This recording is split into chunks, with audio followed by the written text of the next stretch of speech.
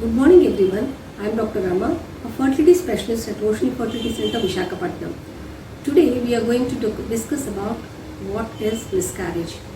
Miscarriage or abortion. This is a very sensitive and also emotional, at the same time a serious issue. So in this topic we are going to discuss what is the definition of miscarriage and what are the causes of miscarriage and how are we going about to treat them, and is there any treatment at all, and then if so, how do you treat them, and what is the plan for next pregnancy. So first, coming to definition of miscarriage. If a person or a female is having a spontaneous pregnancy loss before 20 weeks of gestation, counting from the first day of the last menstrual period, it is called as miscarriage or abortion. Can be also called as spontaneous abortion. About 10 to 15% of the females during pregnancy can suffer from having this pregnancy loss. About 85% go normally, but 10 to 15% of the normal females also might be having miscarriages. So if they are having more than 2 or 3 consecutive pregnancy losses, then it is called as recurrent pregnancy loss. Now coming to the causes of abortion or miscarriage can be divided into there are different causes. We can discuss depending on the trimester. What are the causes of first trimester abortion, second trimester abortions? So the most common cause of the first trimester abortion is about the chromosomal anomalies in the fetus. It can happen by chance, but how do you diagnose it? We diagnose it by taking the material, the pregnancy tissue, and sending it for the karyotyping. And along with it, both the parents, male and female, will be undergoing what is called as the chromosomal karyotyping. And we diagnose if they are having any chromosomal abnormalities. Not only that, the increased maternal age might cause chromosomal abnormalities in the fetus.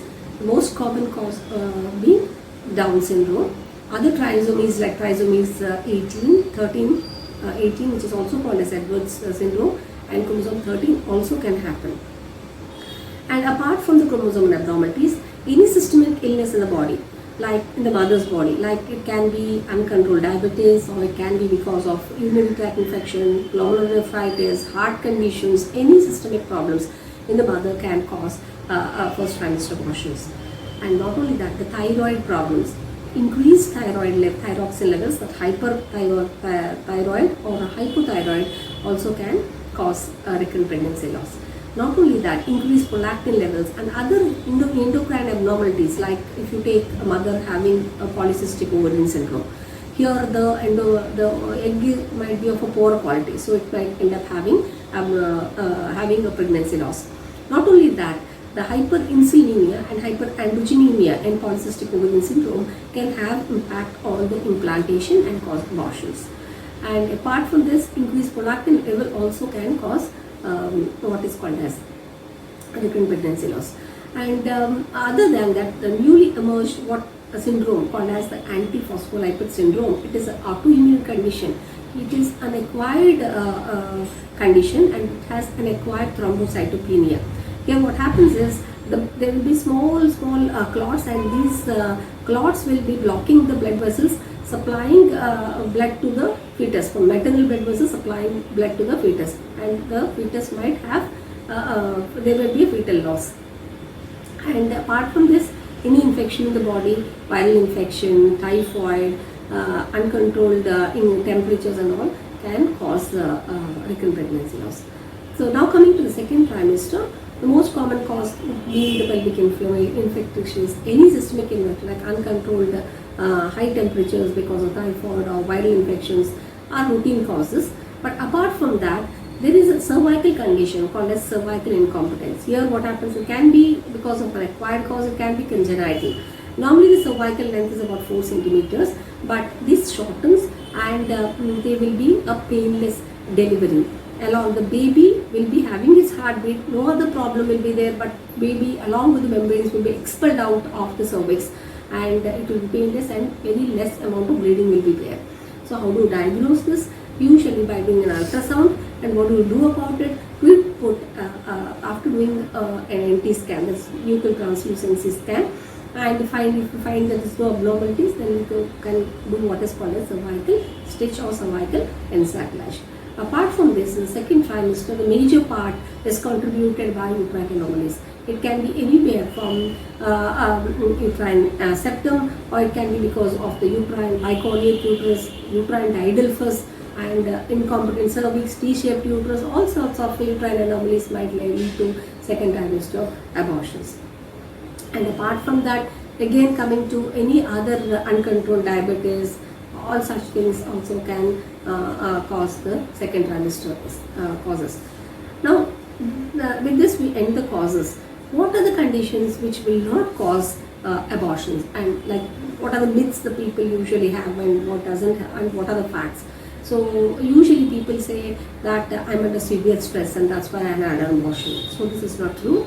And apart from this, the moderate amount of physical activity, whether it is the routine household work or the office work or travel, air travel, bus travel, traveling in a train, having sex, and having a sauna bath, taking fruits like papaya, jackfruit, all these will not cause miscarriage by itself.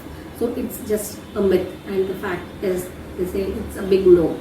And now coming to the treatment part, the first and very important thing is the psychological well-being of the patient. The patients will be usually very emotional. You have to have, without any doubt, you should not have any doubt on yourself. You are not the cause by yourself, and most of the patients will be coming and asking, say, what wrong did I did, and like why I'm having, did I go wrong somewhere and all that. So don't be guilt conscious. You have done nothing, and usually 10 to 15% of the patients might be having an abortion, and it is common. So don't worry about that.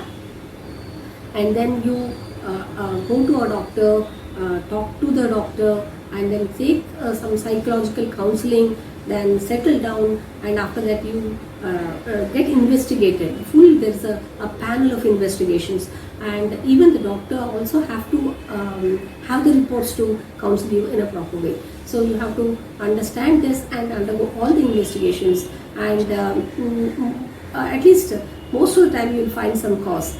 So if the cause is at the diabetes or hormonal level, you have to take the treatment for that. If it is at the level of the uterine anomalies, you have to undergo what is called as hysteroscopy, and then if you find any defect, if it's septal resection will be done, or if it is diadelphys, all such abnormalities can be identified.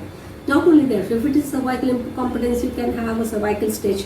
So see, whenever there is a cause, the solution will be there. If it is an APL syndrome and all that, then you can start the patient very early. Once the heartbeat starts, you can start them on heparin, and then before pregnancy you can start the patient on folic acid, and along with that aspirin is also started.